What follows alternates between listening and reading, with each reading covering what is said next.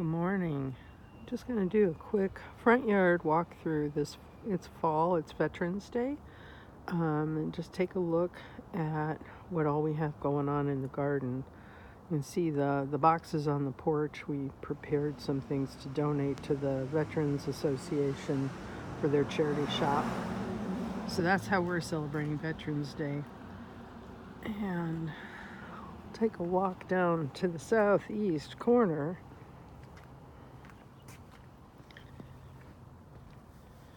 You can see the lavender looks good. That is Autumn Glory Sedum, otherwise known as Dragon's Blood. I've got a lot of alyssum, and it seems to be really happy in the cool.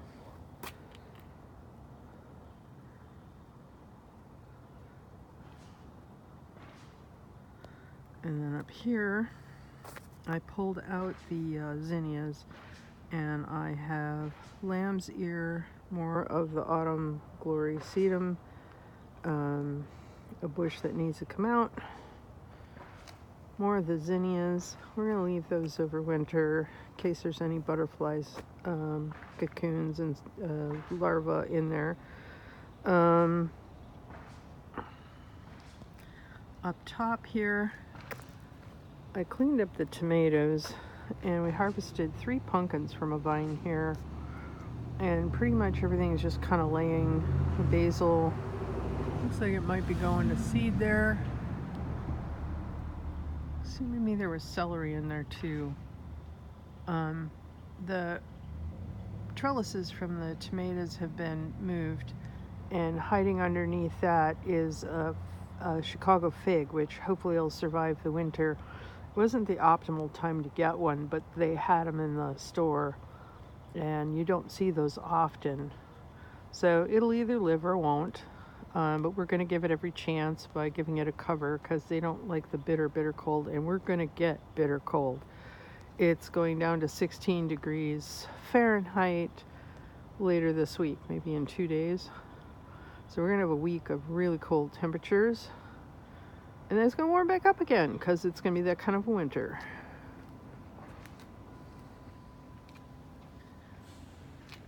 I have one sunflower I left. Most of them I chopped down. Next year we're going to plant intentionally. These were mostly, all that huge sunflower field was from the neighbor's bird feeder. I just happened to look at them and go, that's a sunflower, and put them in a line. So in here we have more of the sedum, but we also have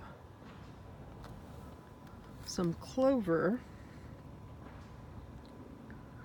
That's clover. And see more of it down there. We let that grow because that is a wonderful nitrogen fixer.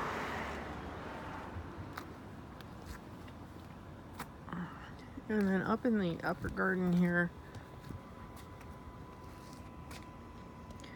that is a hole that I need to put something into, and I'm not sure what I'm going to put in there yet. I'm looking at something hardy, but like sun, fairly well drained, although we did have a peach tree rot in here. This is the Aronia Bush here. I surrounded the apple tree so that the deer don't eat it over the winter, because it's pretty tasty, I think, in their opinion. And they've been through here a lot. There's 3 of them been roaming the neighborhood. Teenagers. And that's Monarda. And the critters loved it this year. That was a really good choice for this location. It's going to be there forever. That's a perennial.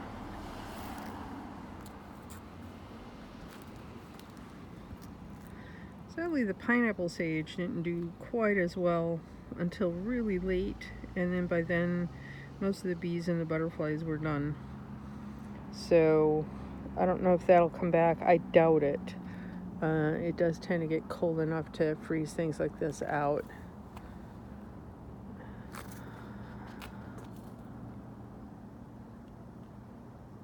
Alright, so switching over Other side here. There's some purple sage doing really well with lemon balm and a rhubarb as a companion. This is the blueberry patch. This is a patch where I lost all my lingonberries this year. It all died out. Looks like it needs some weeding. We'll leave that over winter. Come spring, I'll probably end up ordering one more blueberry and seeing if I can get another late season blueberry. This one here is a late season and the other ones are early. So that makes a big difference. They need buddies to pollinate, and there's a big enough hole in here that we certainly could put another bush. Looks like the strawberries are making a comeback in this area too. And I've got celery everywhere. I planted an awful lot of it this year, so it got stuck in any hole I had. The deer have been in here eating.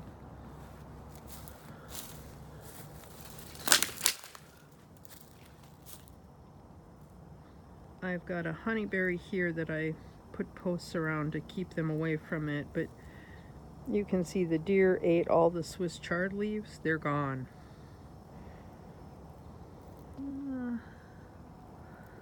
There's another one over here. This is also Swiss chard, and all the leaves are gone. That's a hellebore. I had some cabbage in here earlier. Looks like some of them are coming back. Let's see what else I got going on. Another celery. And next to that, I've got a black currant in here. I don't know if it's going to like this location or not.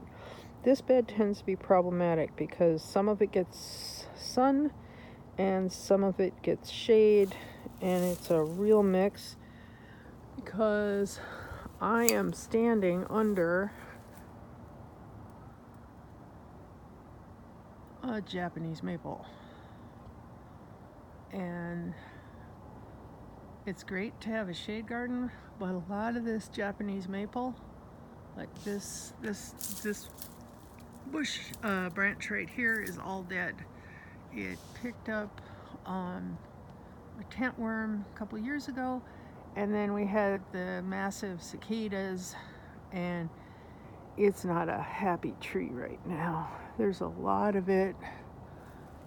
You can see this branch. This is a dead branch, splitting all the way down. That's got to be cut at that base there, and that whole huge section of limbs has got to go. Go on the other side. You can see these guys here, they're all dead. And this guy tends to drop his leaves in December. So anything that has no leaves on it, it's not because it's fall, it's because it's dead. So that gives you an idea there. We've been cold enough now that the hostas have died back. They're quickly fading, and once they totally fade, I'll feed the tree with some coffee grounds on top of these guys. I've got a bird bath here, and underneath these guys, another Swiss chard that totally bit it from the deer. Behind that, you won't see them now, but come spring, right in this section, there will be some bloodroot that's just stunning.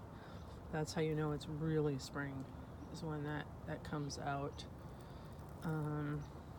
So that's the tree. And then on the southwest side, these are currant bushes. And I moved the red currants. Well, at least the ones on the ends are. The one in the middle is a black currant, and the one on the one over here didn't do so well when I moved them, and it started walking toward the sun a little further forward. So we'll see what happens next year if it comes back. This one's pretty happy. There's rhubarb in front of these guys. And it's okay if the rhubarb doesn't do good. I'm all right with that. We have a lot of rhubarb. It multiplies readily. Not a problem. Yeah, borage took over everywhere. Here we have another sagebush. And I've been slowly adding wood chips on top of coffee grounds to sections, whole sections here. This is skirret. Skirret is a perennial parsnip. And this is the rhubarb patch. We had rhubarbs, beans, celery, and cucumbers up the trellis. It seemed to work pretty well.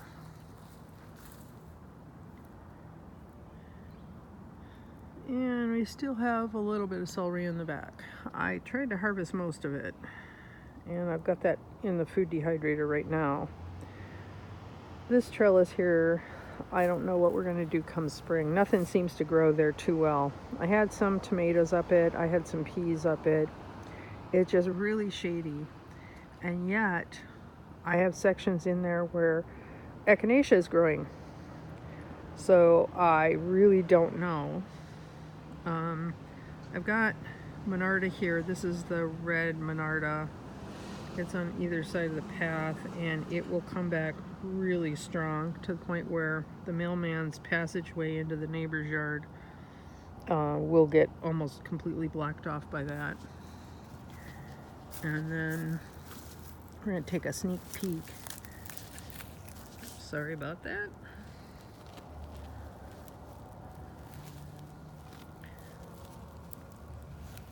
Inside my covering here, and you can see the fig tried to die back. Not such a great shot, but you get the idea. And I need to put some more clips out here to protect that just a little better before we get the bitter cold. And this is what the terrace looks like from the top here. So pretty much that's the front yard garden. Hope you guys have a great morning, and take care. We'll see you next time.